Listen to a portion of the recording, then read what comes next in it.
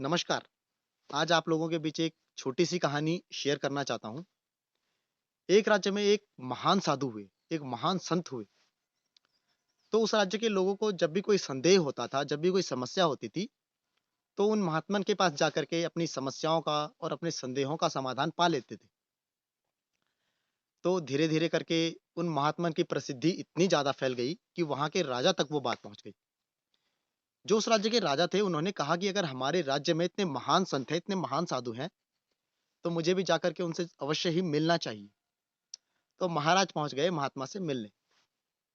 अब महाराज महात्मा से मिले तो हाथ जोड़ कर के बोले कि महात्मन, आप तो हर व्यक्ति की समस्या का समाधान कर देते हैं, तो मुझे भी आप कुछ ऐसा ज्ञान दीजिए जो हमेशा मेरे काम आए। महात्मा शांत बैठे रहे। उन्होंने बगल में रखा पत्र उठाया, उस पर कुछ लिखा और वो फोल्ड करके महाराज को दे दिया और कहा कि महाराज, जब भी आपको उचित समय लगे, तब आप ये खोल करके पढ़ लीजिएगा। महाराज ने भी वो पत्र फोल्ड किया, अपने पास रखा और वापस अपने राज्य में चल दिए। कुछ समय पश्चात पड़ोसी राज्य ने उस राज्य पे हमला किया और उन महाराज को बहुत बुरे ढंग से हरा दिया, पराजित कर दिया। उन महाराज की बहुत दुर्दशा हो गई। उस दुर्दशा में उन महाराज को याद आया कि उन महात्मा ने मुझे एक पत्र लिख करके दिया था, उसे मैं खोल करके पढ़ लेता हूँ कि उन्होंने उसमें क्या लिखा है।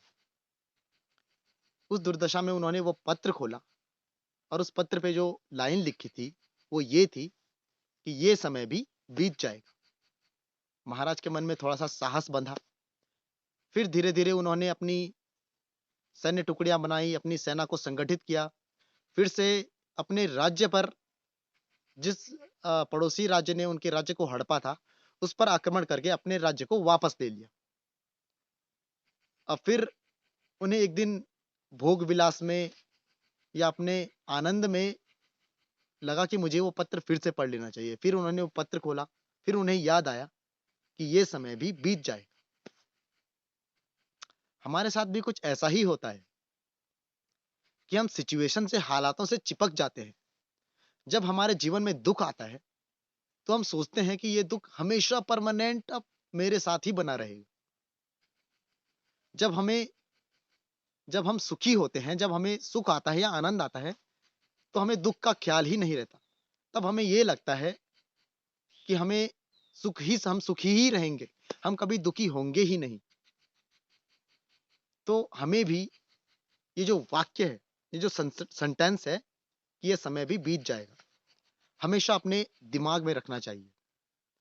कभी भी स्थिति से, परिस्थिति से या हालातों से चिपके नहीं रहना है। ये कहानी हम सबके लिए है, क्योंकि हम हालातों से, परिस्थितियों से इस तरह से चिपक जाते हैं कि हम अपने आप को भूल जाते हैं। हम सस्टेन नहीं रह पाते, हम स्थिर नहीं रह पाते। तो अगर हम इस एक वाक्य को अपने दिमाग में रखें कि ये समय भी बीत जाएगा, चाहे वो अच्छा हो या बुरा हो। कोई भी समय परमानेंट नहीं है, कोई भी समय सस्टेन नहीं है।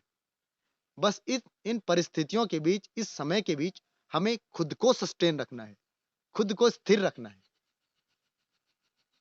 नमस्कार।